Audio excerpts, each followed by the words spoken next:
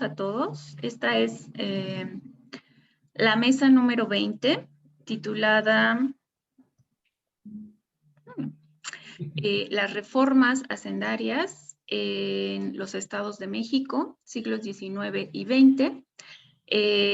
Debo comentarles que estos trabajos que vamos a presentar en esta ocasión forman parte de un grupo de trabajo que conformamos los ponentes de esta ocasión y que, bueno, también a lo largo de estos trabajos que hemos presentado ya en otros congresos también, pues hemos publicado un libro por si les interesa conocerlo. Bueno, en esta primera ocasión vamos a tener la presentación de Obed López. Él nos va a hablar sobre el impuesto a, no, perdón, el monopolio del tabaco en Michoacán y en Zacatecas. No sé si quieras presentarte un poco, tu adscripción, perdón, y bueno, pues te damos la palabra. Bueno, gracias, Mildred. Bueno, pues hola a todos, buenas tardes. Bueno, pues quiero empezar, quiero agradecerle al doctor Jorge Silva por bueno, permitirme colaborar en esta mesa y continuar trabajando con los proyectos que ya hemos venido realizando. Y pues también pues felicitar también a la AME por darle continuidad a este tipo de ejercicios. Bueno, sobre pues la presentación, bueno, es parte de lo que quiero comentar. Bueno, quiero iniciar resaltando que esta ponencia deriva de la investigación doctoral. De hecho, pues recientemente se concluyó. Hace algunos meses es el doctorado en la Universidad de Zacatecas. Y pues bueno, quiero mencionar aquí algunas cuestiones. El periodo, pues en la tesis, en la investigación completa fue muy amplio, desde la implantación, desde la reforma de los Borbón hasta la Primera República. Pero bueno, aquí me quiero enfocar en que aquí solo abordé el periodo de la Primera República, 1824-1835. Bueno, aquí es importante señalar que durante todo ese periodo, ese largo plazo, pues, pues la renta en sí, o sea, el impuesto o la renta, pues su naturaleza en sí cambió. O sea, ya no era, ya para este momento, ya el que abarco aquí en la ponencia, ya no es el estanco viejo que conocíamos durante el viejo régimen. Acá ya, pues, se toma más como como un negocio estatal. Entonces, aquí ya bueno, el punto de partida es una hacienda estatal, los legisladores están al tanto de la importancia de este rubro, y bueno, aquí ya cobra importancia, pues sabemos que es el periodo donde también se fortalecen pues las élites regionales, y entonces es muy importante cómo empiezan a influir estas, y pues ya más adelante, ya hacia 1830, los particulares. Entonces aquí se parte bueno, esa concepción de un negocio estatal y bueno, ya cada hacienda pues en la manera que lo usufructó. Entonces ese es un punto de partida. Bueno, la otra lámina, por favor.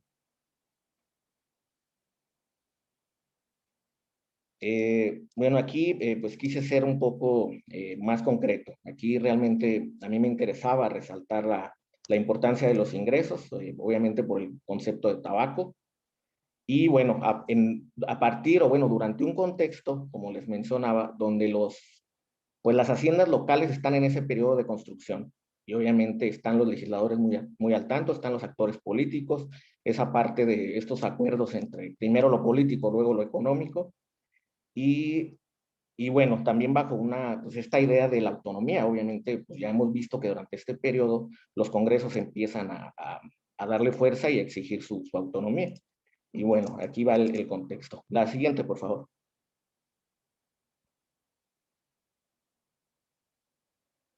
Bueno, aquí hice un breve contexto pues como sabemos, no solo, bueno, siempre resaltamos los impuestos o los rubros más importantes, pero bueno, aquí quise poner que es mucho por los conceptos y variados de lo que entraba, bueno, de lo que ingresaban recursos a los erarios estatales. Ahí puse, bueno, algunos. Obviamente, pues ahí yo quiero resaltar, como algunos conocen, pues el rol del tabaco, de la alcabala, el diezmo y la contribución directa. Entonces esos son los que van a ser, digamos, es la mayoría, más del 80% de este erario estatal. Siguiente, por favor. Bueno, aquí vemos ya el comportamiento, como les señalaba, los principales rubros, y bueno, sin perder de vista los ingresos por tabaco. Ahí se ve que son muy amplios.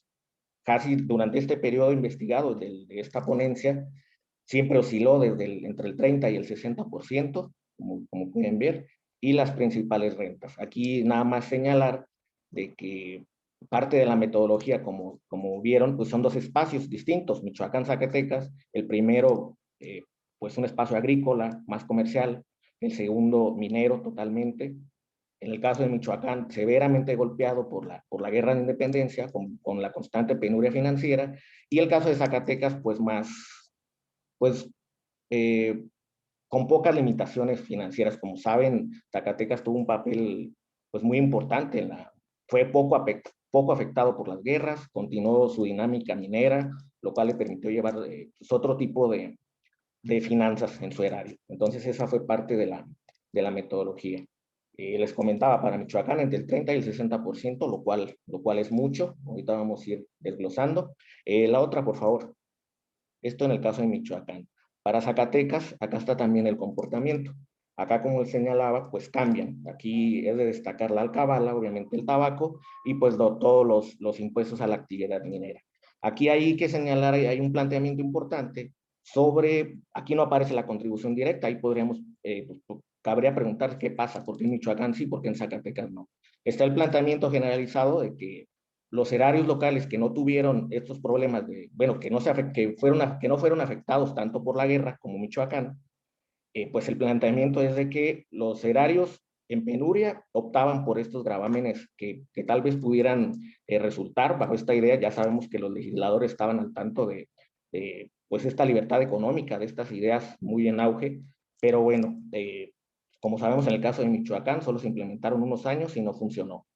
Y en Zacatecas no fue importante. Ellos optaron, y también es parte del planteamiento, de que los erarios que no fueron tan golpeados optaban por continuar con esos gravámenes de viejo régimen. Y bueno, ahí lo podemos ver. Aquí, bueno, cabe señalar que estos rubros de los que les hablo, alcabala, tabaco y minería, equivalían al 70%, lo cual también ya, pues es muchísimo.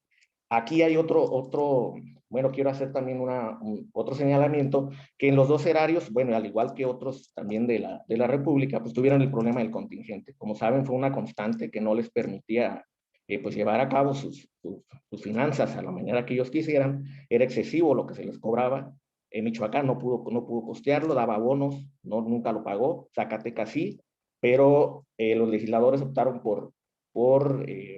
pues por parar con este pago, porque en una ocasión ascendía hasta el 55% de los ingresos totales de la hacienda. Entonces era muchísimo y optaron también ya por no pagarlo. La otra, por favor. Bueno, aquí se ve un poco el comportamiento de las finanzas para el caso zacatecano.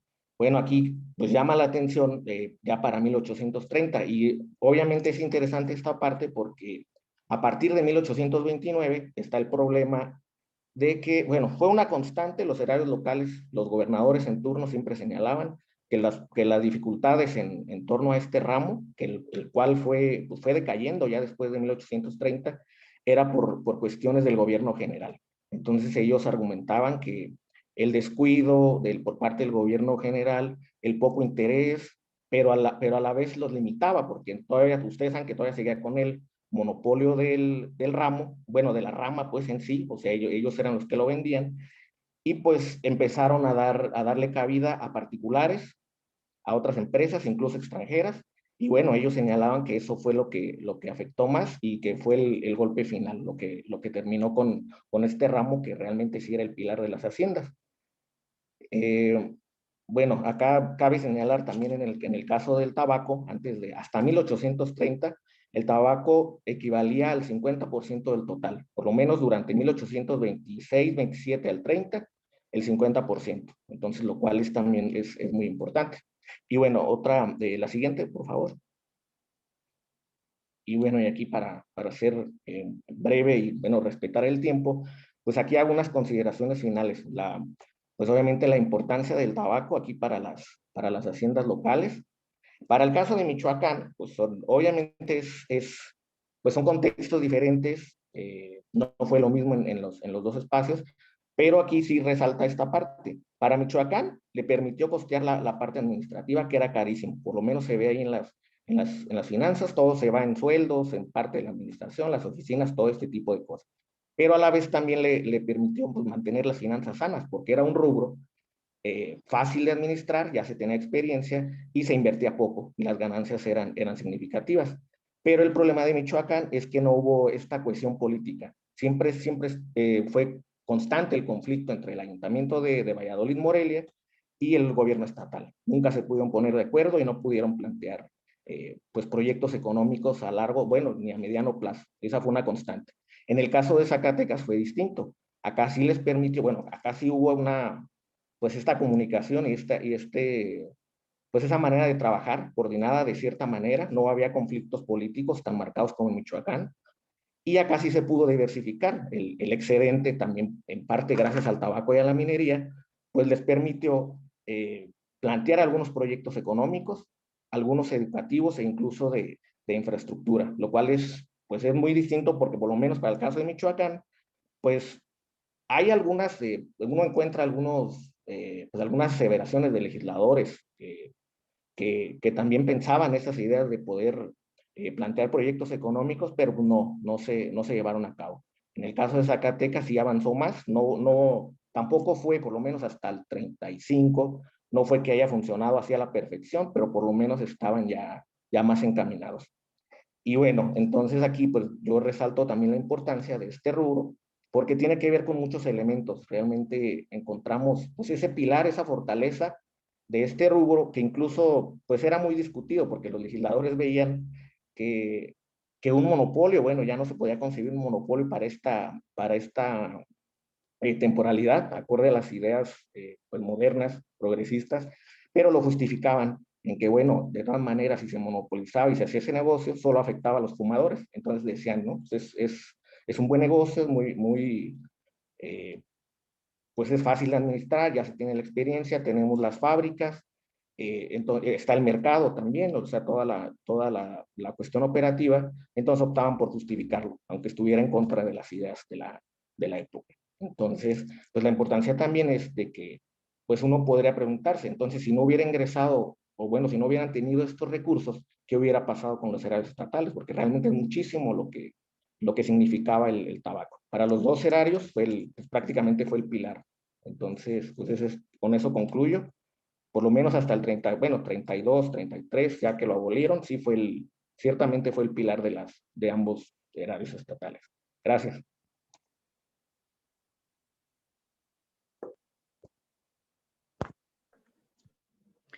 Bueno, pues muchísimas gracias a Obed. Les explico un poco la dinámica de la mesa. Vamos a escuchar a nuestros tres ponentes en este primer momento. Luego vamos a hacer unos pequeños comentarios y luego les daremos la palabra a ustedes para sus preguntas. ¿De acuerdo? Entonces seguimos con el mismo periodo. En esta ocasión vamos a ceder la palabra al doctor Gustavo Lorenzana de la Universidad de Sonora, también con una ponencia sobre estas reformas del periodo inicial del México independiente. Adelante.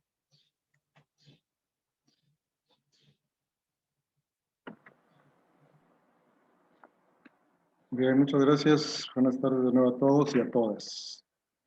Bueno, en este texto lo que vamos a trabajar en primera instancia será precisamente este asunto de la Primera República Independiente, en el caso de Sonora, que no necesariamente, bueno, habría el Estado de Occidente a partir de 1825, pero aquí nos concretamos en el caso del Estado de Sonora. ¿Si puedes proyectar la presentación, por favor? Lo hago yo.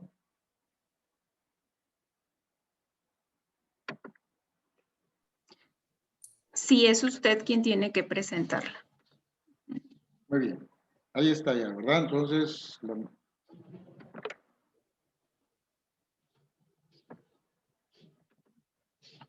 Bien, entonces ahí está la Ley de Clasificación de Rentas del 4 de agosto de 1824 y su aplicación en Sonora 1832-1834. Entonces, en este asunto vamos a tratar los siguientes puntos: la historia fiscal en Sonora y en otros estados de la República Mexicana, el propósito del trabajo, la mencionada ley de clasificación, destacando los ramos que quedaron bajo el control del gobierno del estado de Sonora, las subastas públicas de los ramos de mezcales y los requerimientos de pago de los adeudos y la resistencia de los deudores, y tendremos una conclusión al respecto. Entonces, la historia fiscal en Sonora, podemos tener los primeros registros en la historia general de Sonora en el tomo 2, que se trabajan en este caso de manera secundaria, pero ahí están establecidos ya en este caso esos registros. Tenemos un texto de Saúl Jerónimo publicado en 1998 como parte también de este interés sobre la historia fiscal en otras latitudes del país, y él se abocó fundamentalmente a los ingresos fiscales en el proyecto de formación del estado de Sonora. Zulema Trejo trabajó sobre la aplicación del préstamo forzoso en Sonora para el pago de la deuda con los Estados Unidos de América. En 2003, Esperanza Don Juan, en el 2004, realizó un primer acercamiento hacia el estudio de las finanzas públicas en el estado de Sonora, y junto con Zulema Trejo en 2009, estudiaron la estructura de la hacienda pública en Sonora 1830-1876. Ya en lo que podríamos decir en el ámbito nacional, ¿no?, o en otras partes, fundamentalmente en la Ciudad de México, entidades cercanas, pues tenemos los trabajos de José Antonio Serrano Ortega y Luis Jáuregui. La misma mancuerna, ¿verdad?, nos presenta otro trabajo con un grupo de investigadores e investigadoras, así como Carlos Marichal y Daniela Marino, junto con Luis Aboites Aguilar y Luis Jáuregui, ¿no? Y en el caso último de Luis Jáuregui, 2018, tiene también planteado este asunto de las comisarías como un nuevo objeto de estudio.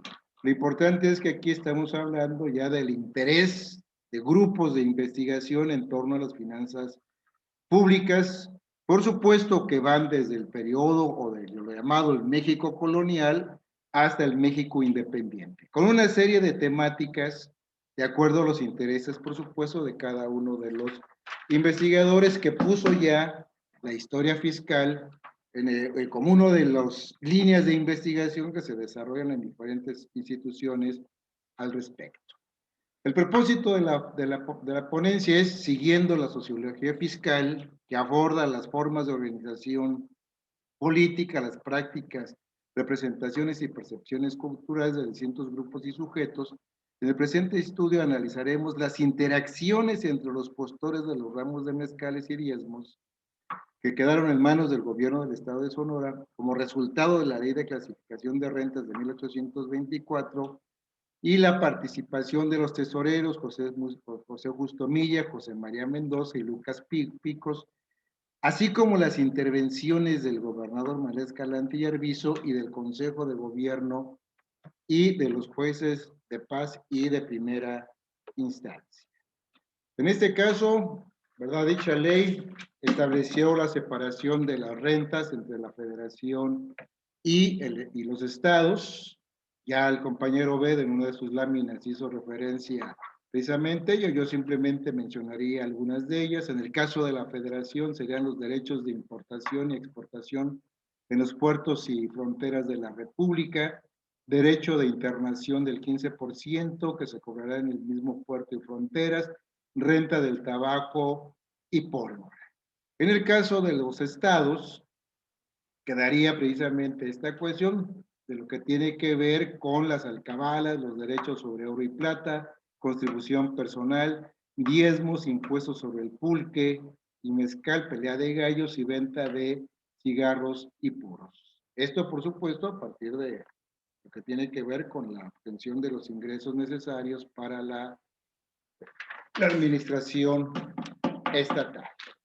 Y ya entrando al asunto de las subastas públicas, de los ramos de mezcal en 1834, aquí podemos decir que era la tesorería estatal la que convocaba las subastas para el arrendamiento de los ramos de mezcales y diezmos por medio de juntas de almoneda. Los integrantes de la misma las asignaban al mejor postor, que presentaba en este caso la principal oferta, y se establecían contratos que podían oscilar entre 3 y 5 años, con una anualidad registrada. Además, el ganador de la puja debía de contar con un fiador que fuese contribuyente ante la citada tesorería de la Tesorería General. Y tenemos en este caso este asunto donde intervienen Gregorio Molinares, José Duarte y José Terán, postores por el ramo de mezcales de Horcasitas, Sonora, en donde es un tema interesante en el sentido de que pues se presentan las diferentes ofertas, ¿sí?, por parte de los participantes, pero también en este sentido se permite, después del cierre de la puja y haberse declarado ganador a Gregorio Molinares, nuevas ofertas, como fue la que presentó José Salido, mejorando por supuesto el monto que había ofrecido Gregorio Molinares.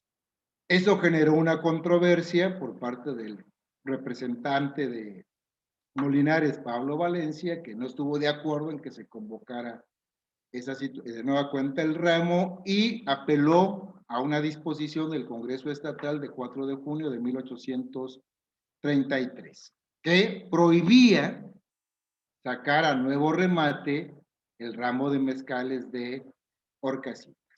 Se dio el intercambio de posiciones, tuvo que intervenir el Consejo de Gobierno, y lo interesante en este caso es que ese Consejo de Gobierno recurrió a la recopilación de Castilla para avalar la nueva convocatoria al ramo de mezcal.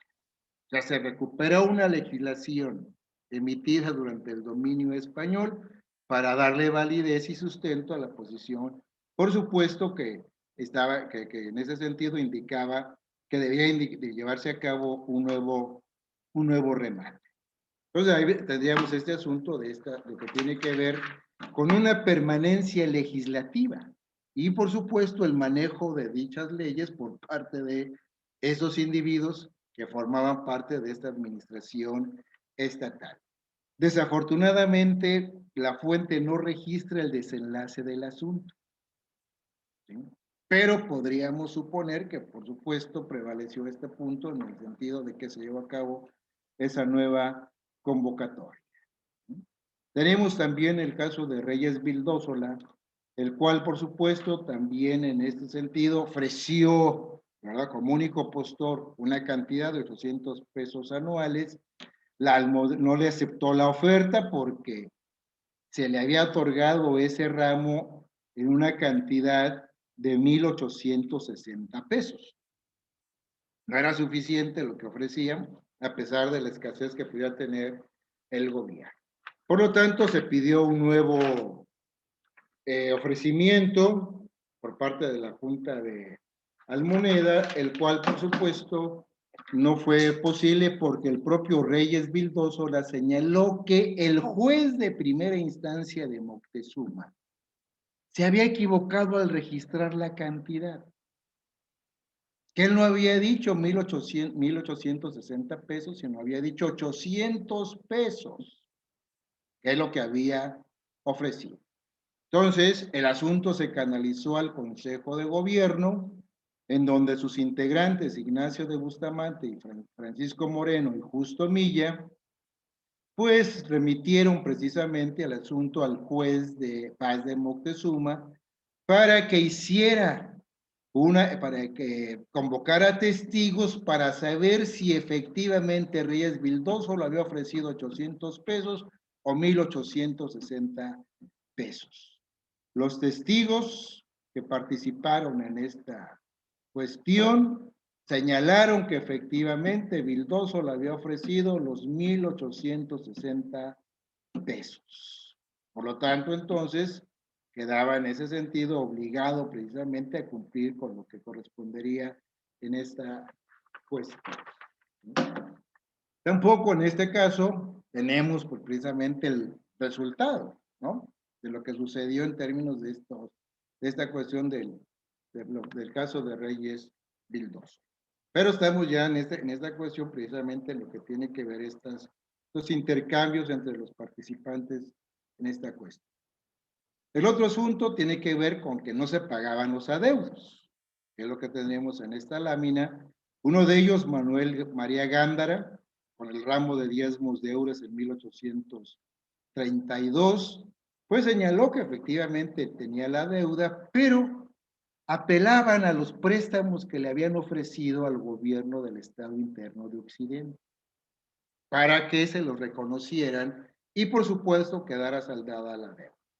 El gobierno del Estado de Sonora no aceptó estas propuestas porque había un acuerdo que no se iba a aceptar ningún préstamo librado a favor del Estado Interno de Sonora. Por lo tanto, entonces, tampoco sabemos si Manuel María Gándara pagó o no pagó sus deudas. ¿Sí? Lo que queda claro es que se dio en este caso esa discusión. Manuel Escalante y Mazón, ramo de diezmos de Hermosillo, estaría precisamente también en esa situación ya establecida precisamente por el caso de Manuel María Gándara. Y en el caso de Francisco Cosío, ramo de mezcales de Horcasitas, pues él se tuvo que intervenir de los jueces de paz y de primera instancia para obligarlo a saldar su préstamo y por supuesto él se ofreció a través de una promesa verbal que a través de un propio iba a depositar la deuda en la tesorería ubicada en Arispe, lo cual por supuesto no sucedió. Y ya los jueces ya no pueden ir más allá de este asunto. Y en último, Anastasio Flores, en el ramo de mezcales en el río Yaqui, pues es interesante porque ahí es una zona donde se vendía el mezcal.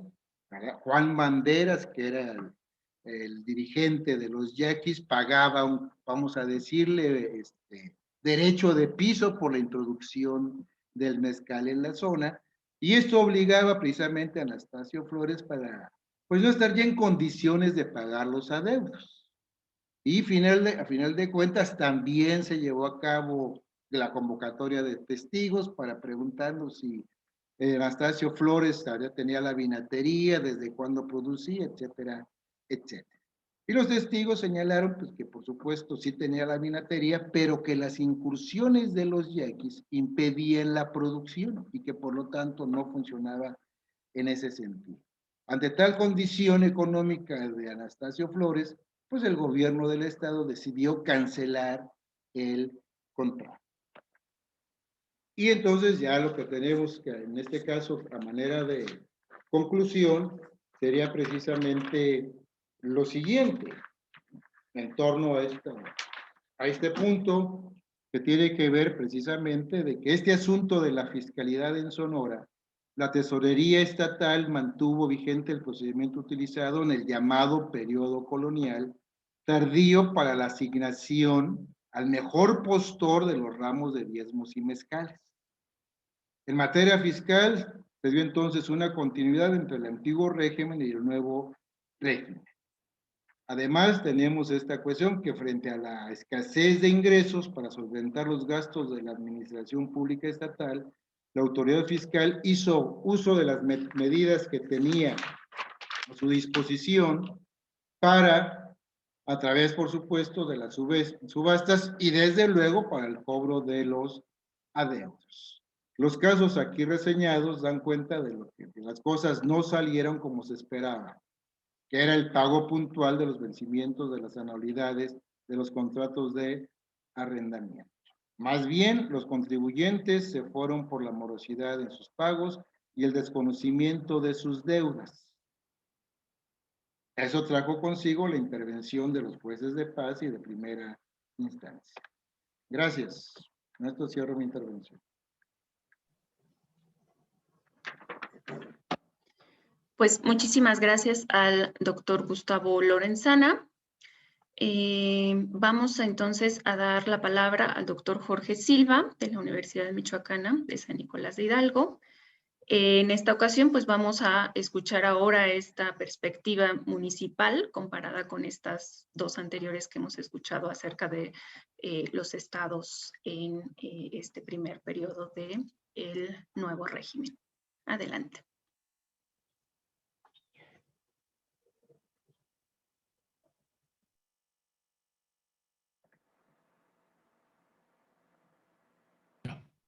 Hola, buenas tardes. Gracias. Gracias por la presentación. Yo quiero iniciar mi presentación. Creo que ya la estoy proyectando. Se ve, si no me dicen.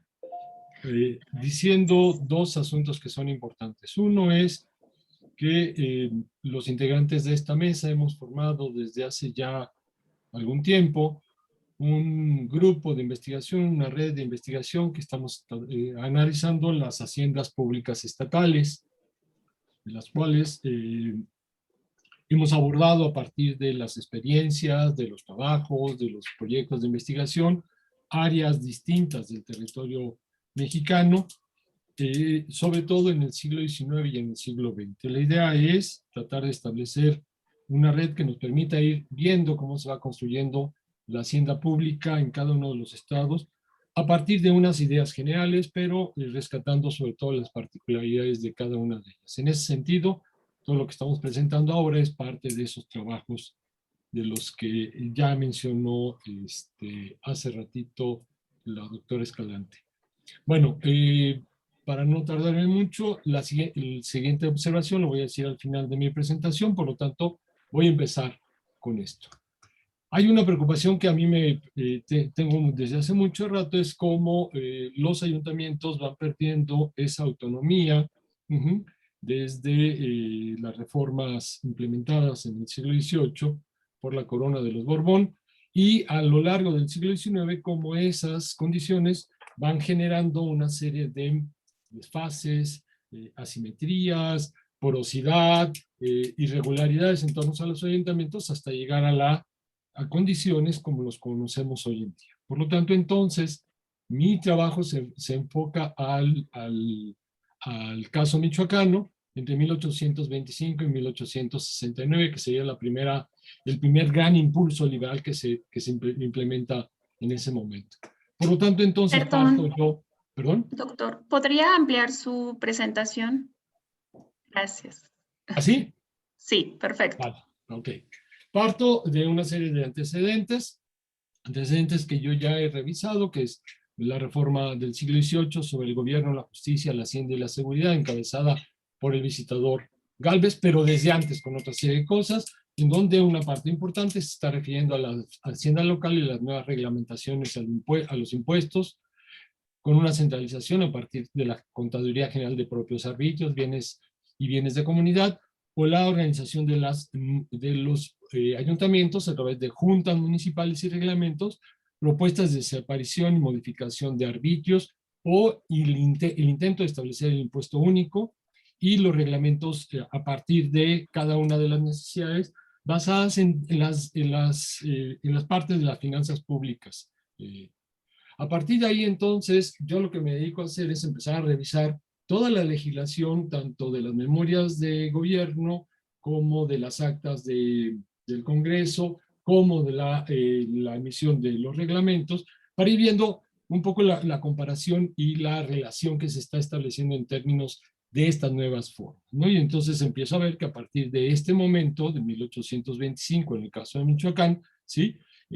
Hay varios asuntos que van a ser fundamentales. Uno de ellos, ya mencionado y ya intentado resolver por la reforma del siglo XVIII, es la definición del territorio en términos de las causas de gobierno. Hacienda, justicia y seguridad, que le posibilitaría darle el control jurisdiccional del territorio. Esto provoca muchísimos cambios. Entre 1825 y 1869, incluso más adelante, hay muchas modificaciones en términos del territorio de estas formas. El establecimiento de una serie de reglamentos de la hacienda estatal y municipal. Desde 1825 empiezan a darse este tipo de reglamentos principalmente tratando de establecer lo que yo empiezo a definir como una política pública, ¿sí?, en el Estado, a partir de la participación de los ciudadanos. ¿Qué quiero decir con esto? Los ayuntamientos, como ya todo el mundo lo sabe, lo he estudiado en para otros espacios y bajo otras temáticas, las votaciones van a ser fundamentales. Por lo tanto, el ayuntamiento se convierte en el centro nodal de esta forma de organización y de participación. Y un control y ordenamiento de las funciones fiscales de estos ayuntamientos. Entonces, empieza el problema, un problema que se ve a nivel federal con los estados, si lo bajamos al siguiente nivel, va a estar evidentemente igual, que es la definición entre los impuestos estatales y los impuestos municipales, donde la contradicción se vuelve a repetir, como si fuera un mismo esquema, ¿no? ¿Qué impuestos le van a pertenecer al Estado? ¿Cuáles a los municipios? Pero el problema no nada más va a estar en términos de la definición, sino va a estar en términos de obligaciones, en términos de la recaudación, de los informes, de los presupuestos, los intentos que llevan a cabo de la centralización del ayuntamiento, que en el caso de Michoacán, que seguramente se replica en muchos otros estados, es el ayuntamiento tiene que informar a un subprefecto en su defecto o a un prefecto si es capital del departamento, perdón, al contador de glosa, al tesorero general del Congreso del Estado. Entonces establece nuevamente una línea, ¿sí?, vertical en términos de esta centralización. Y sobre todo, la indefinición sobre la permanencia y la definición de nuevos ayuntamientos. La discusión que se abre en 1812 va a continuar en Michoacán durante buena parte del siglo XIX, en términos de si el número de la población es el que define, si no, si es posible conjuntar varias poblaciones, establecer un ayuntamiento en uno de los lugares más importantes, o estas poblaciones se integran a otros ayuntamientos. La discusión es muy compleja y está presente durante todo este tiempo, y esto hace que la aparición de ayuntamientos desde los constitucionales de 1812 hasta los previos, ¿sí?, de esa fecha, van a tener una serie de carencias y deficiencias muy, muy importantes, ¿no? Entonces, un intento es empezar a ordenar las oficinas y dependencias estatales y municipales. Por lo tanto, el concepto de junta municipal va a retomarse como una parte muy importante de eso. En esa junta municipal, los cargos van a ser exactamente los mismos. Los alcaldes, los regidores, ¿sí?, y los síndicos, procuradores. Y estos van a estar en relación al número de la población, lo cual vuelve a ser más complejo la elección y cuántos participantes deben estar en ese tipo de cosas. La hacienda local michoacana entre 1825 y 1869 va a tener un gran problema, ¿sí? Va a existir una continuación y una permanencia de la política fiscal mezclada entre lo colonial y lo liberal. ¿A qué me estoy refiriendo con esto? Bueno, los ayuntamientos van a seguir manteniendo el cobro y la recaudación de sus propios servicios. Pero aparte se le van a adicionar otras funciones que van a ser muy importantes. Los intentos de centralización de las funciones y las obligaciones fiscales van a obligar a retomar la idea de tener reglamentos en términos de los ingresos, de los egresos y de la deuda para poder hacer informes y sobre todo empezarles a pedir presupuestos de sus finanzas para poder ser aprobados. Esto tenía que hacerlo el ayuntamiento y tenía que llegar hasta la oficina del tesorero para que éste hiciera el informe correspondiente, el gobernador y el secretario de gobierno lo presentaran a el Congreso y fuera aprobado para este tipo de cosas.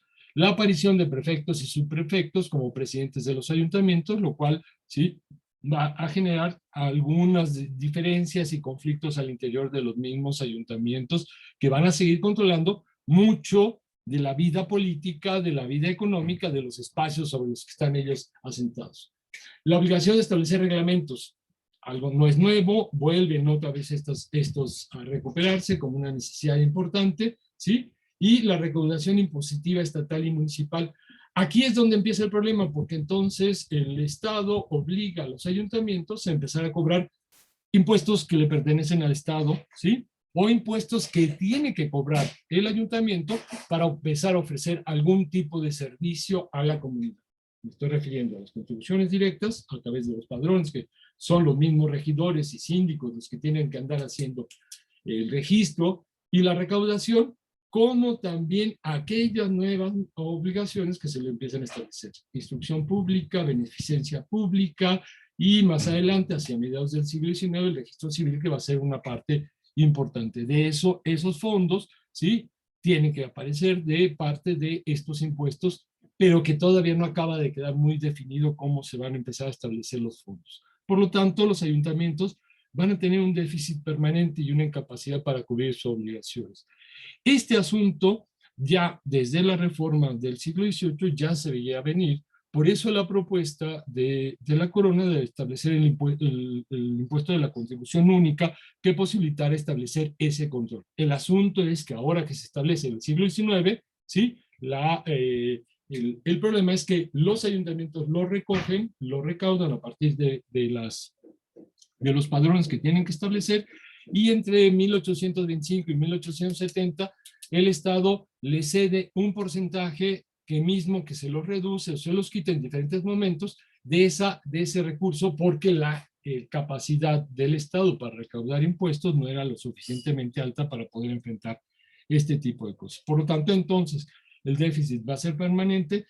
La constante va a ser de ayuntamientos del territorio michoacano que están pidiendo arbitrios para reparar puentes, para poder abrir un camino, para poder reparar las casas consistoriales, para poder mantener la cárcel del lugar, ¿sí?, etcétera, etcétera. Entonces hay una serie de medidas, se dictan muchas medidas, pero conforme va pasando el siglo XIX, el objetivo va quedando más claro en términos de la recaudación del Estado y de la participación de los funcionarios municipales en torno a las obligaciones que deben de cumplir con el Estado, sin hacer realmente una reforma. En 1848 intentan llevar a cabo un proceso de reforma, se hace un reglamento importante en términos de definir cómo debe llevarse a cabo esta hacienda, ¿sí? Y a partir de 1869 hay muchas discusiones en el Congreso,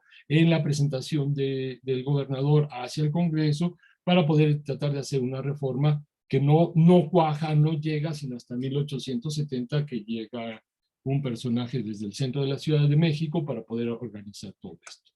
Bueno, todo esto es un acercamiento que estoy haciendo a partir de los documentos, como usted le estaba mencionando. Falta ver ahora, de alguna manera, cómo es que los ayuntamientos logran enfrentar, ¿sí?, cómo intentan resolver o no estas condiciones a partir de su propia participación.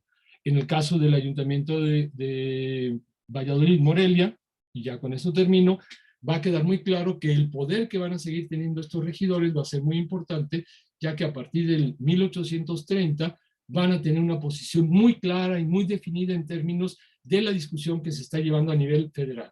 ¿Cuál? El que la República Federal ha entrado en un proceso de crisis que no ha respondido a una serie de condiciones, y como el ayuntamiento moreliano, ya en este caso moreliano, ¿sí?, empieza a solicitar y empieza a participar y se une a todo el grupo que se levanta en contra de la República Federal para poder establecer una república centralista, lo que habla de un poder importante al interior del cabildo. Con esto termino. Hay una continuación en términos de las medidas, no hay una reforma clara, se sigue hablando de la contribución directa como un impuesto importante, sin embargo esa contribución directa solamente se queda en el Estado y a los municipios no se les permite modificar sus impuestos, por lo tanto siguen cobrando a partir de los propios y de los arbitrios. Los arbitrios que se querían suspender desde el siglo XIX son una herramienta más que el Congreso autoriza para que los ayuntamientos puedan enfrentar sus gastos. Esta sería hasta aquí mi participación. Y con esto ya cierro, ¿sí? Este es el texto que hemos publicado, el colectivo con el que estamos trabajando, del cual estaba hablando la doctora Escalante hace un ratito, ¿sí? Está en redes sociales, está en Academic, está en esto, es un texto electrónico de libre acceso que pueden consultarlo ustedes cuando ustedes quieran. Muchas gracias, buena tarde.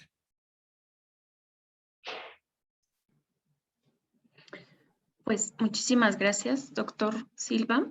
Me voy a permitir hacer unos comentarios generales sobre estos 3 trabajos para luego cederle la palabra a nuestros asistentes.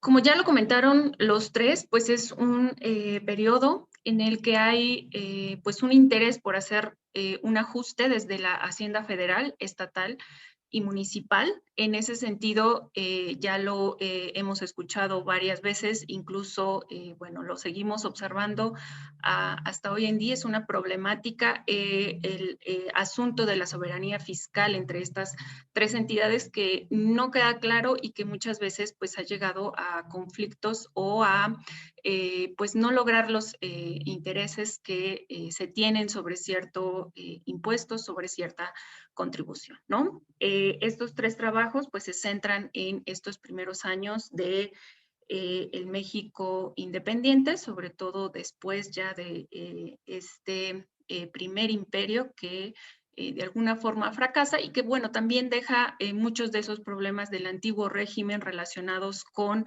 la consolidación de la hacienda, el fortalecerla, el cambiar estos aspectos que no estaban funcionando en el siglo XVIII y principios del XIX y que también de alguna forma llevaron a esta revolución que finalmente logró la independencia de México, ¿no? Mencionaban nuestros 3 ponentes que, bueno, finalmente hay esta problemática, cada uno desde, bueno, abordando aspectos diferentes, pero también esta problemática de generar nuevas leyes, nuevas normas para cambiar la administración, para tratar de mejorarla, pero también la problemática detrás que es cómo le hacemos si no tenemos los recursos, si no está funcionando, si no hay los empleados necesarios y capacitados para implementar todas estas normas que, o leyes que se están creando, ¿no?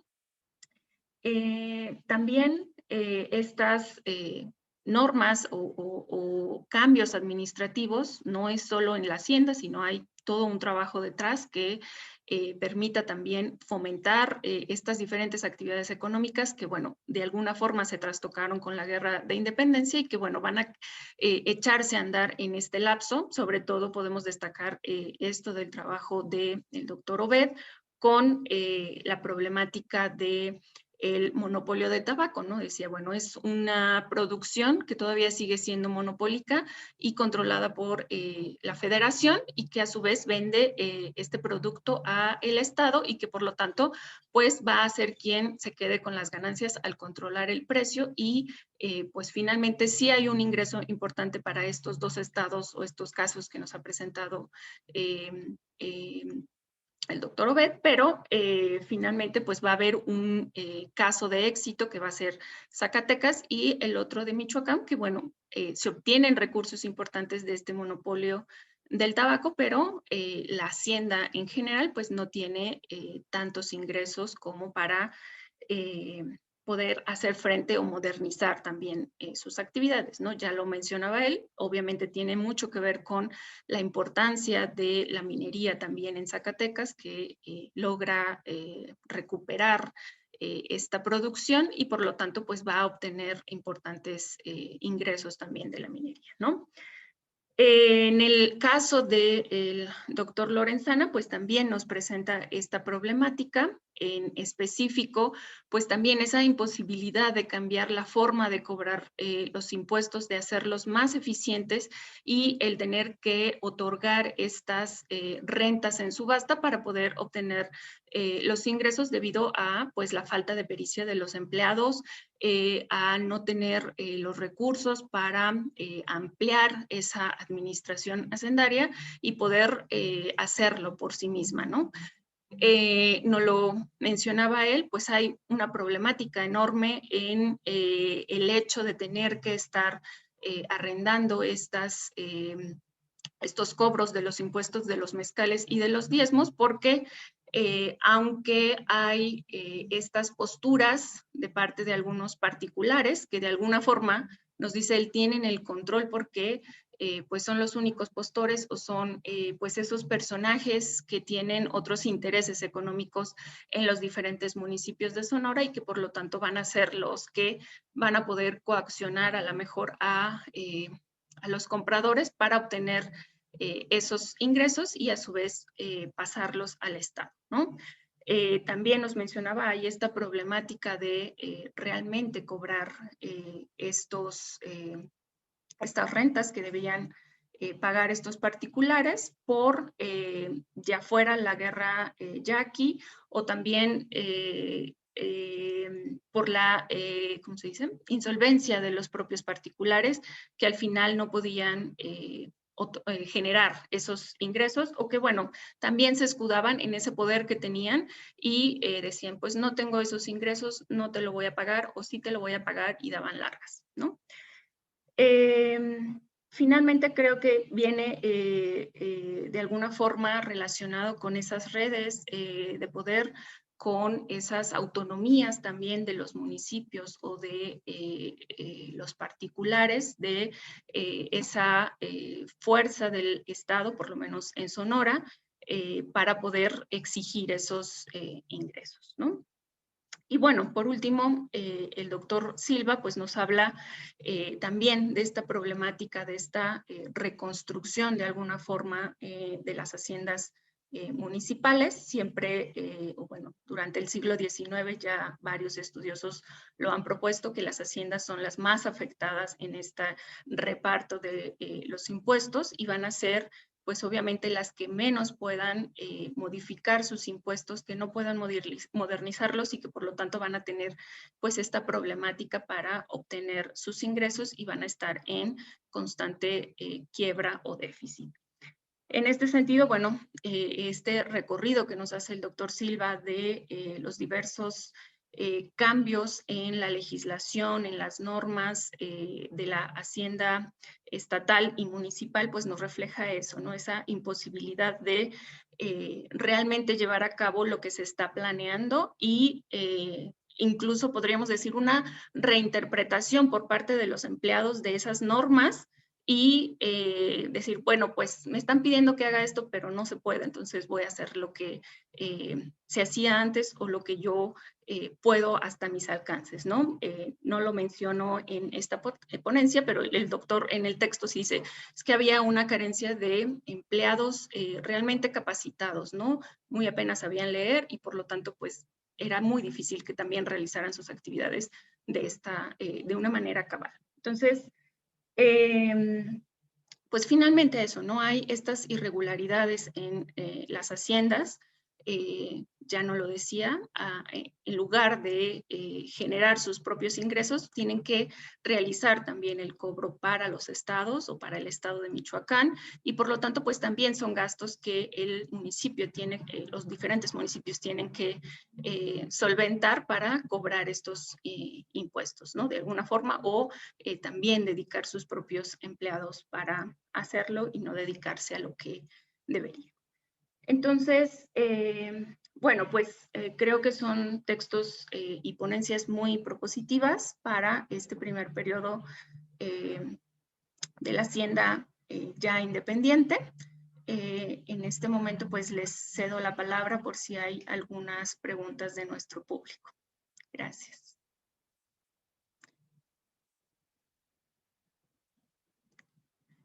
¿Quieren escribirlas en el chat? ¿Quieren abrir sus micrófonos y participar?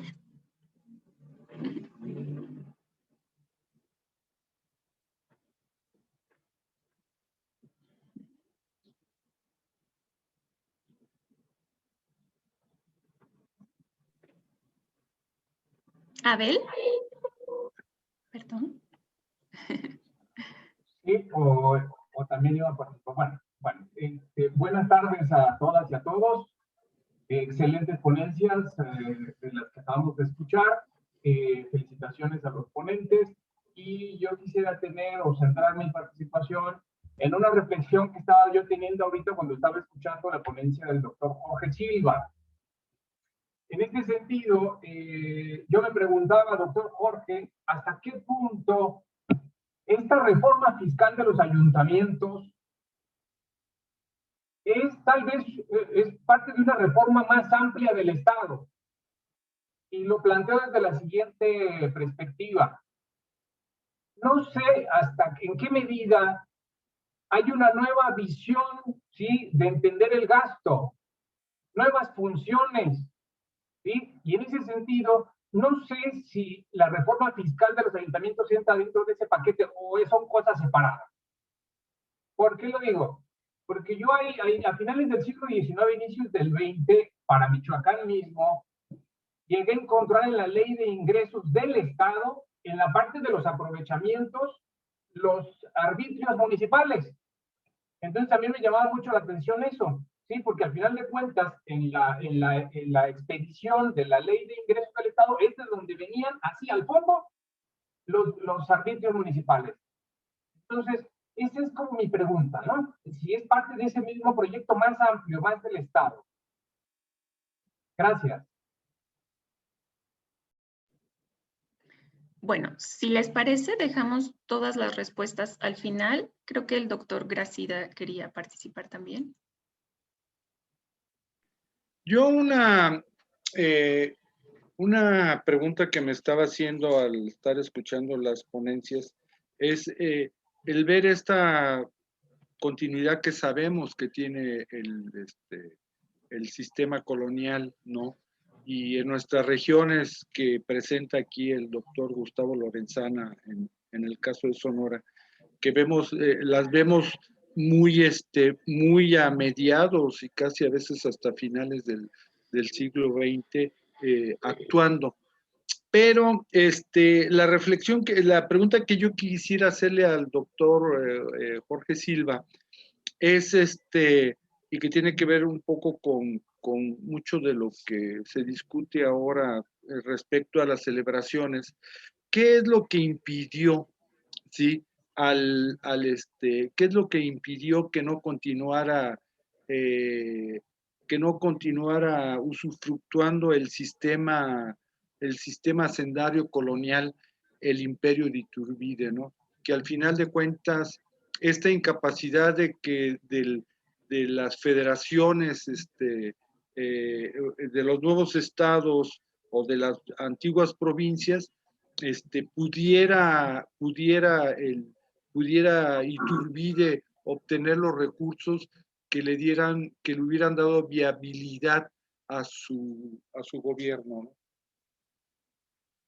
¿no?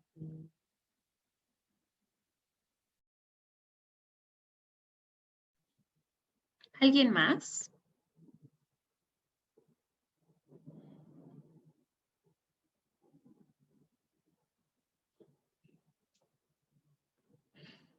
¿No?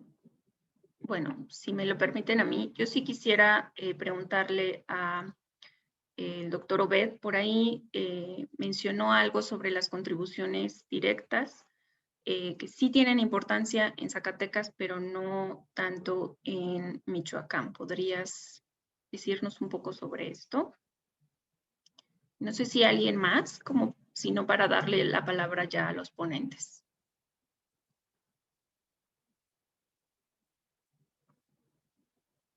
¿No? Bueno. Adelante, los escuchamos con sus respuestas.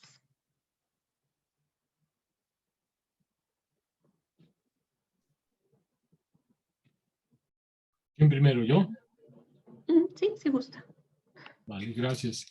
Gracias por la atención a los trabajos presentados y por las preguntas. Empiezo un poco para dar un poco de orden, ¿no? Empiezo por la pregunta que hace Juan José, ¿sí? Gusto en verlo. ¿Qué es lo que impide esta transición que parece que es compleja y difícil? La reforma de los Borbón es una reforma de Estado, ¿sí? Con todos los tropiezos y todas las irregularidades que pueden tener, yo tengo la impresión, sin la visión tan clara del problema al que se estaban enfrentando, y eso genera muchas alteraciones. Un asunto que va a ser muy importante es cómo mantener un Estado en términos de las funciones básicas que implica, ¿sí? Entonces, una división territorial que va a definir una jurisdicción, una serie de causas de gobierno que son básicas para poderle darle viabilidad a ese territorio, que son lo que está discutiendo Gálvez en su informe, ¿sí? Y cómo esa transición va a hacer evidente una serie de propuestas, organizaciones mucho más particulares a nivel muy local, ¿sí? Muy local, que son los ayuntamientos, que son los que realmente tienen una participación muy activa en todo este proceso, ¿sí? A partir de las redes establecidas entre ellos, ¿sí? Hacia adentro, hacia afuera, hacia el exterior, en todos los niveles, que van a posibilitar un reacomodo muy complejo ahí. ¿Cómo hacer que todo esto funcione? Bueno, los intentos fueron muy claros, ¿no? Establecer un principio, ¿sí? Central, que dé orden a ese paso, estableciendo formas de representación. Recordemos muy importantemente esto, la Constitución del 12 va a ser muy importante en términos de la representación, de ese ejercicio de representación, pero el problema es cómo ordenar la hacienda pública, ¿sí? Y esto es básico, sin hacienda no hay Estado, eso nos debe de quedar bien claro, ¿no? ¿Sí? Entonces, ahí es donde yo veo tal vez no la capacidad todavía muy clara de estos funcionarios. La Constitución de 1812 reduce a un solo capítulo el asunto de la hacienda pública cuando es un asunto vital. Si ustedes revisan la Constitución de 1812, es un solo capítulo, ¿sí? Mientras que para la participación política hay varios capítulos, artículos que va diciendo cómo se deben de organizar, etcétera, etcétera. Entonces, ahí hay un asunto que va a ser muy importante. Ahí entonces, ¿cómo organizar un Estado? La corona lo organizó, ¿sí? Al ordenar la Real Hacienda, a partir de las direcciones generales, crear esa verticalidad, poner los funcionarios. De hecho, los estudios de ese periodo demuestran una eficiencia muy importante de la Real Hacienda en ese momento y, sobre todo, un costo administrativo bastante reducido. Eso ya lo han discutido mucho, se ha presentado ya varios resultados. Pero entonces, ¿cómo hacerlo pasar en ese momento hacia el otro lado? ¿Quién se queda con los impuestos? ¿Cómo nos quedamos con los impuestos? ¿Cómo organizamos los impuestos? Pero sobre todo, ¿qué tipo de impuestos de gabelas vamos a mantener? Y ahí es donde empieza un problema, ¿sí? La contribución directa funciona de alguna manera porque es como una extensión de una capitación, ¿sí? A los regidores de los ayuntamientos se los obliga a levantar un padrón. Entonces, queda muy claro en los reglamentos. El padrón tiene que ir por cuarteles, por manzanas, por cuarteles, y registrando a cada uno, y a partir de eso, anotándoles y sumándoles un impuesto. Entonces, ese es un problema muy importante. ¿Cómo pasar de esos impuestos indirectos de consumo a impuestos directos? Y eso en la historia fiscal mundial nos ha demostrado que es bastante más complejo, ¿no? ¿Sí? El impuesto, el income tax, ¿sí? Tardó casi todo el siglo XIX para poderse aplicar en Gran Bretaña, los impuestos, sí, personales en Francia, etcétera, etcétera. Entonces, es una situación bastante compleja. ¿Cómo entonces un Estado tiene que adquirir esa legitimidad? Que es el caso de Iturbide. Es bastante difícil, ¿no? Primero, el reconocimiento político. Segundo, tener un control y unos recursos suficientes. Tercero, implementar un sistema de justicia que posibilite una buena organización. Y estamos en ese proceso muy complejo. Entonces, creo que hubo muchos conflictos que no se acabaron de definir y que tenían que empezarse a definir a lo largo del siglo XIX, ¿no? No en balde, hasta 1870 empieza una reforma que va dando solidez al Estado y va modificando las cosas. En ese sentido, ese conflicto entre se hace evidente con los ayuntamientos. Si bien son el espacio político importante, ¿sí? no se les reconoce la otra parte, mientras que el Estado está implementando formas distintas para obtener ese recurso, a los ayuntamientos se les posibilita abrir otros recursos, ¿sí? Arbitrios.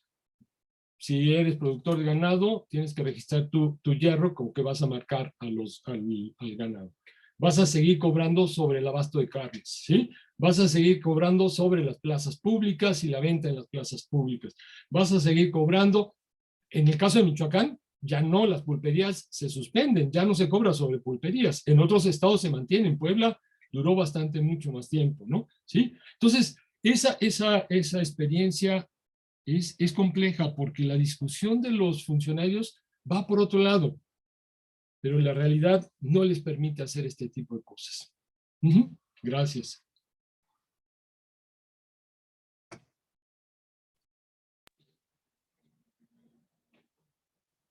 Doctor Lorenzana, ¿quiere responder?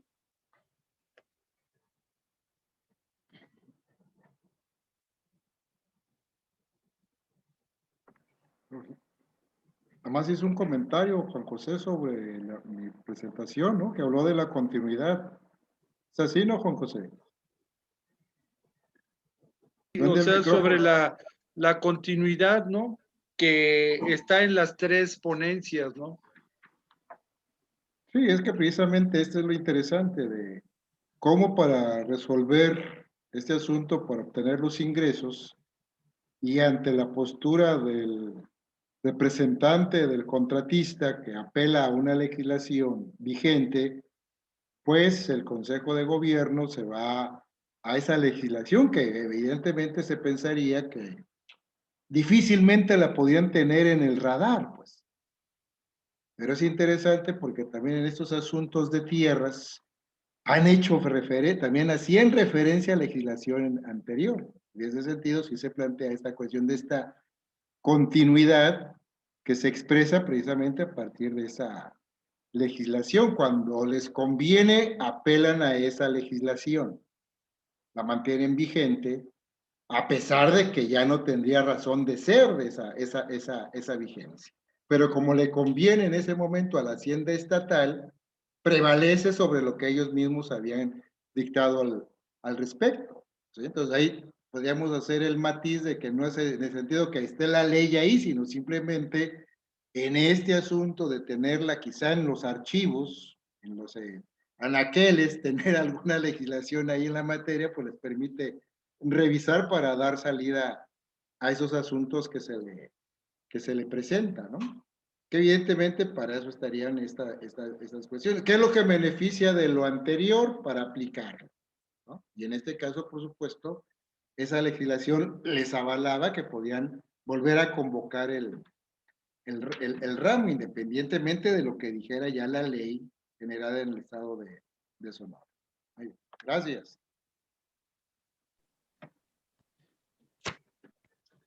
Obed. Sí, gracias. Pues mira, yo partí pues del planteamiento que les mencionaba de que los erarios estatales, los que no tenían problemas financieros, no aplicaron las contribuciones directas. Pero bueno, yo quise ratificarlo, por eso lo leí antes de realizar la investigación. Entonces ya al empezar al revisar las distintas fuentes, pues me encontré pues digamos, las posturas de estos legisladores. Obviamente ya del 24 en adelante. Uno ve las posturas de los legisladores y en el caso de los dos estados fue parecida. Ellos argumentaban, es un impuesto nuevo, o sea, ellos tenían el conocimiento de la política económica y lo que se debía hacer. O sea, en resumen, ellos sí sabían la parte teórica, pero bueno, ya cuando lo llevaban al pleno, lo discutían y argumentaban que cómo iban a grabar. Y por ahí sale literal, dice, ¿cómo vamos a grabar al pobre labrador y a otras personas si no tienen nada? Además ya está muy golpeada la sociedad y era una serie de argumentos que entonces decían que no podían aplicarla.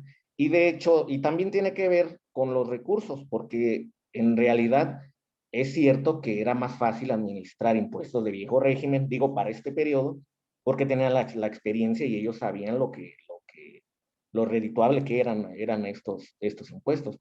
Entonces, sí yo lo pude corroborar. Zacatecas no las implementó, como por ahí se ve en el trabajo en extenso, no las implementó, prefirió optó por los de viejo régimen, pero sí lo discutían, te digo, o sea, sí lo consideraban, porque sí, ellos sabían que ese era pues había que grabar al que más tenía, o sea, ellos tenían la teoría, pero no lo hacían. En Michoacán igual, se argumentaba mucho de que la sociedad es muy golpeada, que mucha pobreza, todo ese tipo de situaciones, y en Michoacán sí la implementaron, se ve ahí en la parte administrativa, ya con lo que mencionaba el doctor Silva, toda esta, pues digamos, toda esa operatividad, que todo lo que costaba levantar un censo, toda esta parte de realizar todo este trabajo, aunque ya se tenía experiencia, sobre todo los ayuntamientos que tenían mucha experiencia en la recaudación por la situación esta de los propios servicios, era muy complicado. Entonces, en Michoacán sí se aplicó, pero solo unos años funcionó, y ahí se ven en los ingresos. En algunos momentos, yo registré 3 años, que fueron los que vi que fue significativo,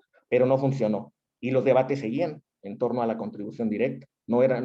También consideraban que no era el momento para aplicar ese impuesto, pero sí lo rescataban que era un impuesto moderno y el más equitativo, eso sí estaba claro. Y pues eso fue lo que encontré en estos 2 casos. Gracias. Bueno, pues no sé si alguien más tenga alguna pregunta o comentario.